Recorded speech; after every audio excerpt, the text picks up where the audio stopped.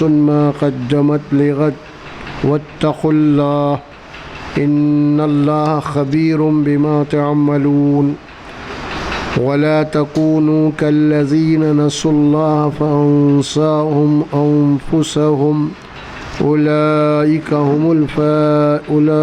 هم الفاسقون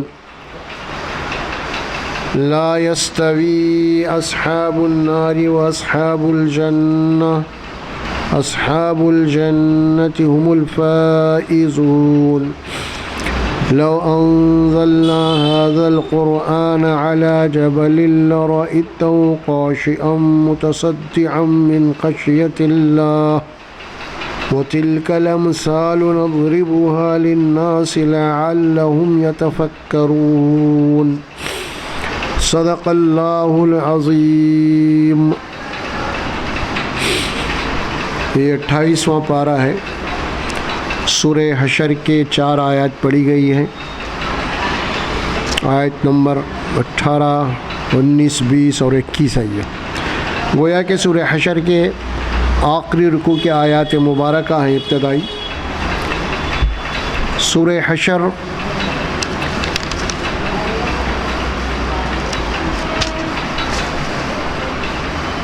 یہ مدنی صورت ہے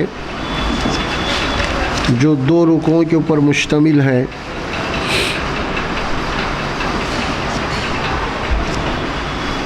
ان آیات میں اللہ سبحانہ و تعالی ایمان والوں کو خطاب فرمایا ہے اور آواز کم کرو نا، ہلو آواز کم کرو بھائی۔ یا ایہا الذین آمنوا اتقوا اللہ ولتنظر نفس ما قدمت لغد واتقوا اللہ ان اللہ خبیر بما تعملون۔ یہ آیت نمبر 18 ہے، جس میں اللہ رب العزت جو ہے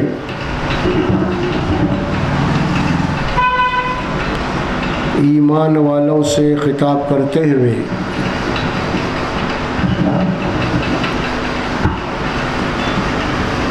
انہیں موت کے بعد کی زندگی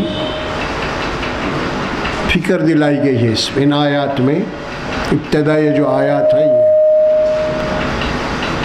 اے ایمان والو، اے مومنو، خصوصیت کے ساتھ ایمان والوں سے خطاب ہے ان آیات میں، اور اللہ سبحانہ و تعالی مخاطب ہیں۔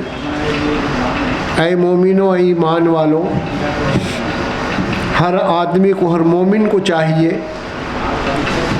کہ وہ آنے والے کل کی زندگی کے متعلق غور کرتا رہے کہ آنے والے کل کی زندگی کے لیے کیا تیاری کر رہا ہے، آنے والی زندگی کے لیے وہ کیا تیاری کر رہا ہے، کیا ذخیرہ کر رہا ہے۔ آدمی کی یہ فطرت ہے، دنیا میں بھی ہم آج کام کرتے ہیں تو کل کا سوچتے ہیں کہ کل کیا ہوگا، یا جو کچھ بھی ہمیں آمدنی میسر آ رہی ہے اس میں ہمیں فکر ہوتی ہے اس کے اندر کچھ آگے کے لیے کچھ بچایا جائے، ذخیرہ کیا جائے تاکہ آگے کام آئے، مستقبل فیوچر جسے کہتے ہیں۔ تو ہر آدمی مستقبل، دنیا کے مستقبل اور فیوچر میں اسی کو سامنے رکھتے دنیا کی زندگی بھی گزار رہا ہے۔ انسان کے سامنے دنیا کے اندر کئی مقاصد ہوتے ہیں، ان کے کئی مسائل بھی ہوتے ہیں۔ مثال کے طور پہ اس کے یہاں تو بچوں کی شادی کا مسئلہ ہے تو ان کے متعلق غور و فکر کرتے رہتا ہے کہ بھائی کل کے لیے کیا تیاری کرنا، کیا ذخیرہ کرنا ان لوگوں کے لیے، یا پھر کرائے کے مکان میں ہے تو یہ سوچتا ہے کہ بھائی میرا بھی ایک ذاتی مکان ہونا چاہیے، اس کے لیے بھی جد و جہد کرتا ہے آدمی۔ بہرحال ہر آدمی کی فطرت ہے کہ وہ آنے والی زندگی کے لیے، آنے والے ایام کے لیے سوچتا ہے کہ آگے کا کیا ہوگا۔ تو یہ تو فطرت ہے انسان کی۔ تو تو اللہ تبارک و تعالیٰ اسی کو فطرت کو سامنے رکھتے ہوئے فرماتے ہیں کہ تمہاری یہ سوچ جو دنیا کے لیے غلط نہیں ہے، صحیح ہے، لیکن ذرا غور کرو، یہ دنیا تو ایک دن تمہیں چھوڑنا ہے، اور تمہیں جہاں پہ جانا ہے پھر اصلی جو تمہاری زندگی ہے، تو وہاں کے لیے تم کیا تیاری کر رہے ہو، ذرا اس کو بھی مد نظر رکھو، سوچو تم۔ جب تم نے ایمان لایا کہ یقیناً موت کے بعد ایک زندگی ہے حقیقی، اور یہ زندگی ہماری ختم ہونے والی ہے ایک دن، تو بھی ظاہر ہے کہ ہر آدمی تو اگر دنیا کے اندر بہت کچھ وہ کمایا ہے، بہت کچھ ذخیرہ بھی کیا ہے دنیا کے اندر، بہت کچھ کما کے رکھا ہے دنیا کے اندر مال و دولت، لیکن وہ جس وقت جائے گا اس دنیا سے تو بالکل خالی ہاتھ جائے گا۔ ایک آدمی ملینئر ہے، بلینئر ہے، ٹریلین ہے، کیا ہے پتہ نہیں، لیکن جب وہ جائے گا تو 1 روپیہ بھی ساتھ میں نہیں لے کے جائے گا۔ یہ حقیقت ہے، ہر انسان جانتا ہے اس کو۔ اسی لیے اللہ سبحانہ و تعالیٰ فرماتے ہیں کہ دیکھو تمہاری جو زندگی ہے، پھر تم نے یہاں پہ جتنی کوشش کی ہے تو تم ساتھ کیا لے کے جا رہے، تو اسی لیے بہتر یہی تمہارے لیے کہ تم آنے والی زندگی کے لیے کیا تیاری کر رہے ہو، کیا ذخیرہ کر رہے ہو، کیا جمع کر رہے ہو وہاں کی زندگی کے لیے، ذرا اس کے اوپر بھی نظر ڈالو، اس پہ بھی سوچو۔ اور ظاہر ہے کہ اس سلسلے میں قرآن مجید میں بات کثرت سے آتی ہے، اللہ قرآن میں فرماتے ہیں کہ وَمَا تُقَدِّمُوا لِأَنفُسِكُم مِّن خَيْرٍ تَجِدُوهُ عِندَ اللَّهِ، دیکھو جو کچھ بھی تم دنیا میں رہتے ہوئے اچھائی کر کے وہاں پہ بھیجو گے آگے، تو کل تم جہاں پہ جا رہے ہو نا وہ تمہارے لیے ذخیرہ کیا جائے گا، اور جو تم نے بھیجا ہے وہی تم کو واپس کیا جائے گا، لوٹایا جائے گا جو تم نے بھیجا ہے۔ اگر آدمی دنیا میں رہتے ہوئے خیر کے کام کر رہا ہے، اچھے کام کر رہا ہے، نیک اعمال کر رہا ہے، اور وہ آگے بھیج رہا ہے، وہاں پہ جانے کے بعد اس کو اجر و ثواب ملے گا۔ نہیں ایک آدمی دنیا میں رہتے ہوئے بدماشیاں کر رہا ہے، عیاشیاں کر رہا ہے، فلاں خون خرابہ کر رہا ہے، بٹے بازیاں، دھوکہ ہے، تو اگر یہ بھیج رہا ہے تو پھر جانے کے بعد وہاں پہ کیا ہوگا، پھر سوائے عذاب کے کچھ نہیں ہوگا۔ یہ دو ہی ہے اصل آپشن جو اللہ قرآن میں رکھا ہے۔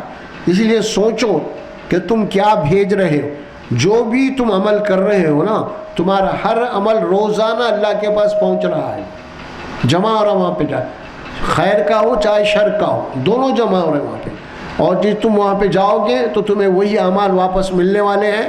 اور پھر اس دن کے متعلق قرآن اعلان کرتا ہے فَمَن يَعْمَلْ مِثْقَالَ ذَرَّةٍ شَرًّا يَرَهُ، رتی برابر ذرہ برابر تمہارا کوئی کام ہے، نیک ہے، تو جو تم نے کیا ہے وہ وہاں پہ جانے کے بعد تم کو ملے گا، وہ تمہارے سامنے لایا جائے گا۔ وَمَن يَعْمَلْ مِثْقَالَ ذَرَّةٍ شَرًّا يَرَهُ، اگر تمہارا کوئی ذرہ برابر بھی شر کا عمل ہے، گناہ کا ہے، نافرمانی کا ہے، بٹے بازی کا ہے، دھوکہ ہے، فراڈ ہے، فلاں فلاں کیا کیا ہے، اور اگر یہ تم نے بھیجا ہے تو پھر وہاں پہ جانے کے بعد تم کو یہی لوٹایا جائے گا، یہی دیا جائے گا پھر، اور فیصلہ یہ کر دیا جائے گا۔ اس دن تمہارے اعمال کو جب تولا جائے گا تو ظاہر ہے کہ جس کے نام اعمال خیر سے وزن ہو جائیں گے، اچھے اعمال سے، ان کے لیے کامیابی ہوگی، اور جن کے نام اعمال کا وزن برائیوں سے بھر جائے گا تو ان کے لیے خسارہ ہوگا، نقصان ہوگا۔ یہ قرآن میں تفصیل ہے اس کی بہت سارے مقامات کے اوپر اللہ خدا۔ تو یہاں پہ اللہ تعالیٰ ایمان والوں کو مخاطب کر کے بات کہہ رہے ہیں کہ یا ایھا الذین آمنوا اتقوا اللہ، اے ایمان والو ہر نفس کو چاہیے تو اللہ سے ڈرو، اس کے نافرمانی سے بچتے ہوئے زندگی گزارو۔ تقویٰ کیا ہے؟ اتقوا اللہ بولے اللہ، یعنی مطلب یہ کہ اللہ سے ڈرتے ہوئے، اللہ کی نافرمانی سے بچتے ہوئے تم زندگی گزارو۔ اور اس کا خلاصہ یہ ہے کہ ہر وقت اللہ کو راضی کرنے والے کام کرنے کی کوشش کرو، اور اللہ کو ناراض کرنے والے جتنے بھی اعمال ہیں اس سے بچنے کی کوشش کرو، اسی میں تمہاری خیریت ہے۔ پھر وَلْتَنْظُرْ نَفْسٌ مَا قَدَّمَتْ لِغَدٍ،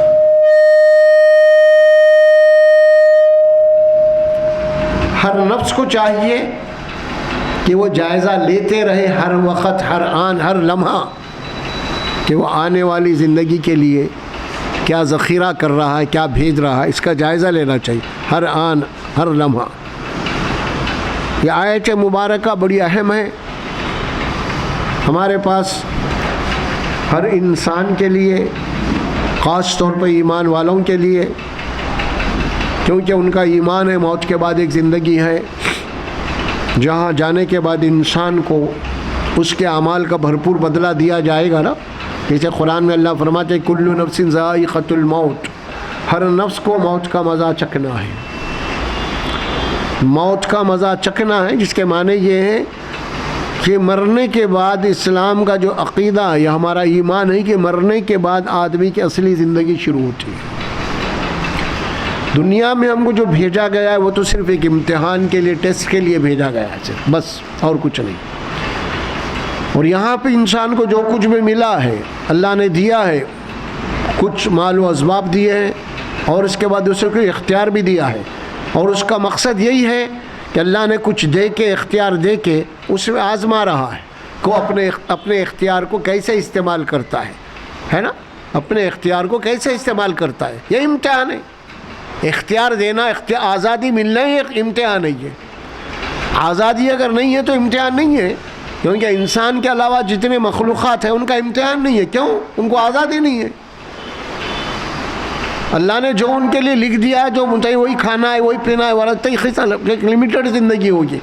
لیکن چونکہ انسان کو اللہ نے ایک آزادی دیا ہے اچھے اور برے اعمال کا، تو وہ حساب سے اللہ نے ہم کو جو اختیار دیا، آزادی دیا ہے، ہم اس آزادی اختیار کو کیسے استعمال کرتے ہیں، یہی امتحان دیکھیے میرے بھائی، اور کچھ نہیں ہے. امتحان یہی ہے کہ آیا دو ہی باتیں یہاں پہ اللہ نے جو اختیار دیا ہے کہ آیا وہ ہم اپنی مرضی کے مطابق استعمال کرتے ہیں. دو آپشن ہیں زندگی گزارنے کے، دو ہی آپشن ہیں. ایک آپشن یہ ہے کہ اللہ نے بندے کو پوری آزادی دی ہے، تو جو چاہے کر سکتا ہے.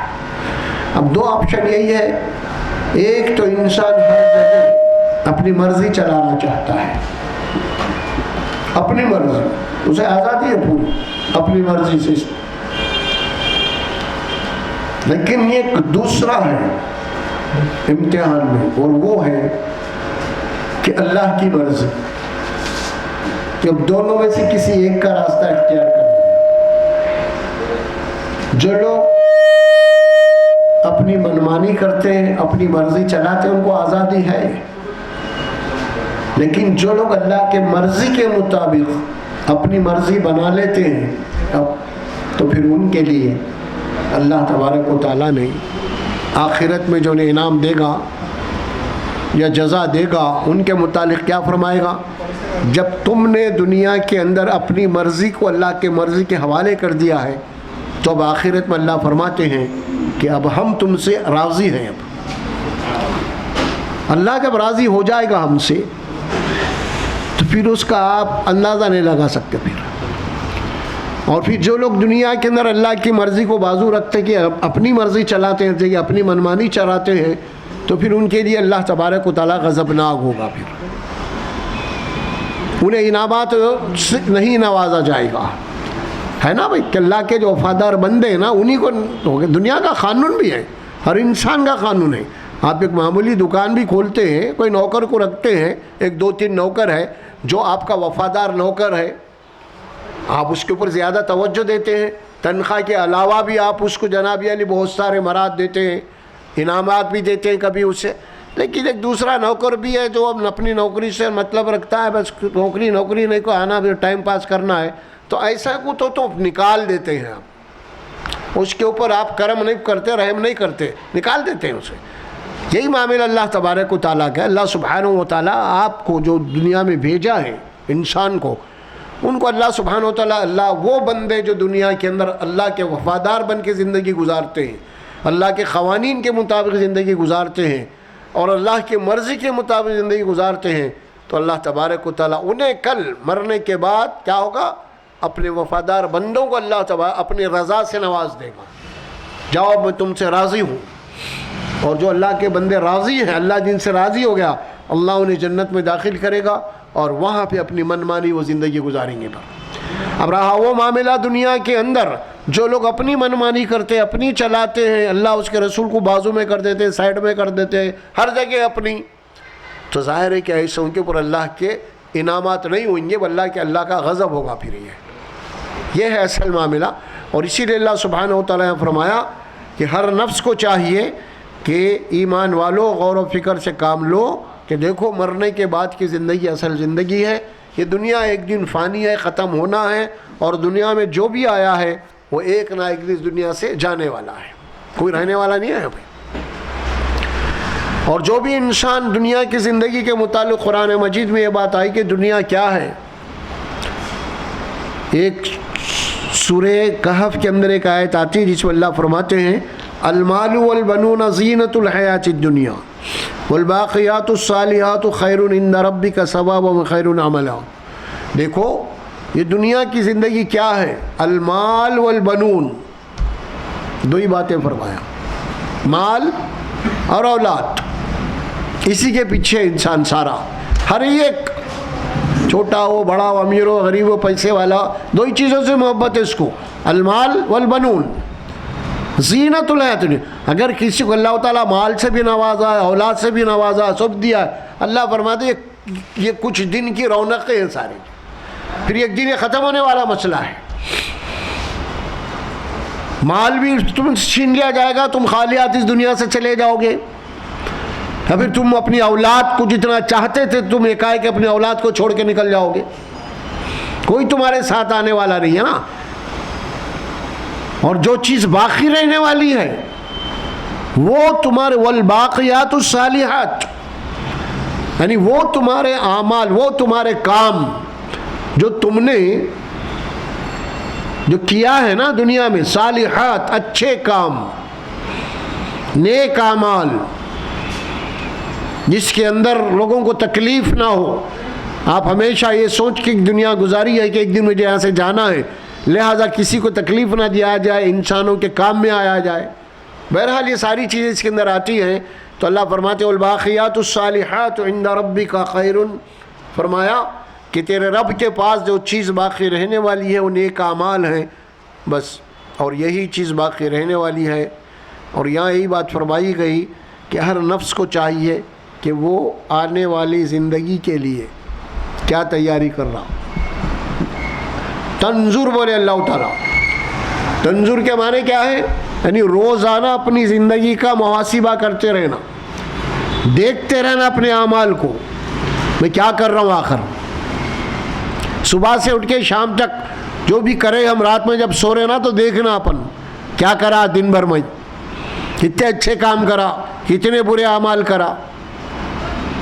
ہر انسان کو، کوئی کاروبار کرنے والا ہے، دکان پہ بیٹھا ہوا ہے، کاؤنٹر پہ بیٹھا ہوا ہے، اب ظاہر ہے کہ دکان کو جب رات میں بند کلوز کرنے کا وقت آ گیا تو کلوز کرنے سے پہلے آدمی جناب عالی پورا حساب کتاب کر لیتا، صبح سے شام تک میں کتنا سیل کرا، کتنا بچا، اس کا مینٹیننس کتنا چلا گیا، یہ سب جانے کے بعد میرے کو کیا بچ رہا، اس کے بعد کلوز کر کے نکلتا ہے وہ پورا جائزہ لے کے۔ اسی طرح اللہ فرماتے ہیں کہ تم جب رات کو بستر پہ جاتے ہو تو صبح سے لے کے شام تک، اب سو رہے ہیں اب تم، تو اب یہ سونے تک کیا کرے ذرا جائزہ لے لو، اس کا دیکھ لو۔ ہر نفس کو چاہیے کہ وہ اپنے اعمال کا جائزہ لے، دن بھر کے اپنے کام کے اوپر ایک نظر ڈالے، صبح سے لے کے آپ کتنے کام کرو، میں کتنے اچھے کام کرو، کتنے برے کام کرو، یہ جائزہ لینا چاہیے اس کا۔ کیوں؟ ایک تو اسی لیے بھی ہے کہ اللہ نے قرآن میں نیند کو موت کہا ہے، موت کی بہن ہے یہ۔ جس طرح انسان موت سے، دنیا سے اس کا تعلق ختم ہو جاتا نا، ایک دن یہ گہری نیند والا بھی دنیا سے انہیں بھی غافل ہو جاتا ہے، اور پھر ہو سکتا ہے کہ ایک آدمی نیند میں ہو سکتا ہے اس کی نیند موت کے اندر بھی تبدیل ہو جاتی۔ کئی ایسے لوگوں کو دیکھا ہم نے، رات کو سو گئے تھے صبح اٹھ رہے نہیں، کیا ہوگا دیکھو بھائی بہت دیر ہو گئے نہیں اٹھے، جانے والے جا کے دیکھے تو بیچارے روح قبض ہو گئی۔ تو اسی لیے ہم کو دعا سکھائی گئی ہے کہ رات کو سوتے وقت اللہ کے نبی صلی اللہ علیہ وسلم، وہ دعا کیا تھی اللہم بسمک اموت و احیا. دیکھا آپ جب سونا ہے آپ کو پورا حساب کتاب کرنے اب سونے جا رہے ہیں تو یہ دعا پڑھ لے کے سو جاؤ. اس کا مطلب کیا ہے کہ اللہ میں تیرے نام سے مر رہا ہوں. اللہم بسمک اموت، اللہ تیرے نام سے میں مر رہا ہوں، واحیا، اور تیرے ہی نام سے میرے کو صبح ہونے والی ہے. پھر تو ہی زندگی عطا کرنے والا ہے. صبح ہو گئی، آنکھ بیدار ہو گئی، آنکھ کھل گئی، تو پھر وہاں پہ بھی ایک دعا سکھائی گئی، الحمدللہ الذی احیانا بعد اماتنا. تمام تعریف اور شکر اللہ کے لیے جس نے مجھے موت کے بعد ایک زندگی دی ہے. پھر یعنی ایک نئی زندگی مل گئی آدمی کو.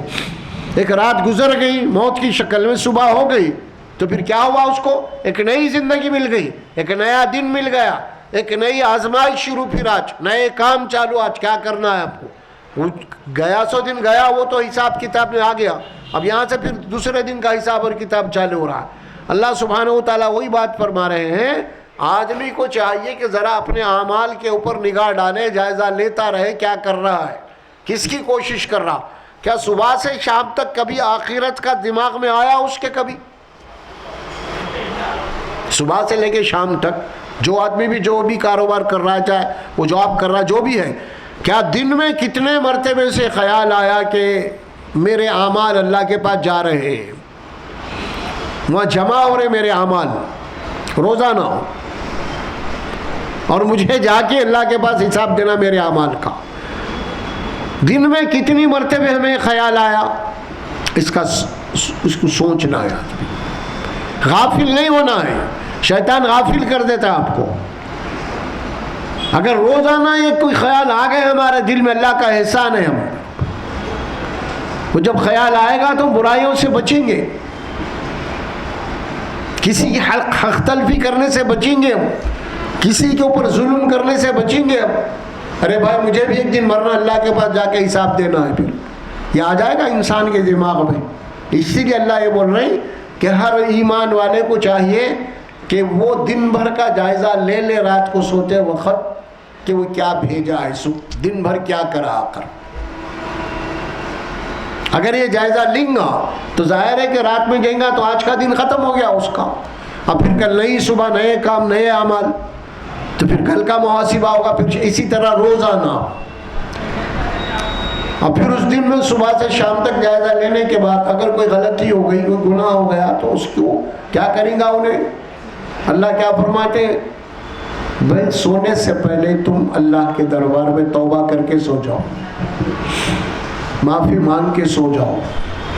اللہ مجھ سے جانے اور انجانے میں جو غلطیاں ہوئی ہیں، جو کوتاہیاں ہوئی ہیں، جو گناہ ہوئے ہیں، اے میرے رب تیرے نام سے میں تیرے دربار میں آ رہا ہوں، مر رہا ہوں، لہٰذا میری مغفرت کر دے، مجھے معاف کر دے. خدا نہ خواستہ اگر کسی انسان کے موت ہوا اللہ تعالیٰ اس کے گناہوں کو معاف کر دے گا. پھر نہیں تو پھر صبح نیا دن، نئے اعمال، پھر روزانہ کا یہ چکر ہوگا، پھر مرے تک آخری دن. اسی طرح ہماری عمریں کٹ جائیں گی اور ایک دن ہمیں خبر میں جانا پڑے گا. پھر یہ بات کہہ رہے ہیں اللہ سبحانہ و تعالیٰ کہ وَلْتَنْظُرْ نَفْسٌ مَا قَدَّمَتْ لِغَدٍ. پھر فرمایا کہ وَاتَّقُوا اللَّهَ، دیکھو اللہ سے ڈرتے ہوئے زندگی گزارو. دیکھو اللہ کی نافرمانی سے بچتے ہوئے زندگی گزارو. دیکھو ہر وہ عمل کرنے کی کوشش کرتے ہوئے زندگی گزارو جس سے اللہ راضی ہوتا ہے. دیکھو ہر اس عمل کو چھوڑنے کی کوشش کرو جس سے اللہ ناراض ہوتا ہے. یہ زندگی تمہاری ختم ہو رہی ہے، لہذا ہر اپنے عمل پہ نظر رکھو. جو تمہارا عمل ہوا ہے کیا وہ اللہ کو راضی کرنے والا ہے، کیا اللہ کو ناراض کرنے والا ہے؟ بس سمپل بات ہے، اتنی سی، بس یہی فکر کر لیا آپ، اور کچھ نہیں ہے. بہت بڑی بات ہے، بہت بڑی بات ہے. اعمال کے اوپر اپنی نظر ہونی چاہیے. وَلْتَنْظُرْ نَفْسٌ مَا قَدَّمَتْ لِغَدٍ. ہر غور کر لے، دیکھ لے کہ ہر نفس وہ آگے کے لیے کیا تیاری کر رہا ہے، کیا بھیج رہا ہے. پھر ساتھ میں فرمایا کہ وَاتَّقُوا اللَّهَ، دیکھو اللہ سے ڈرو، اس کے نافرمانی سے بچو. کیوں؟ ان اللہ خبیر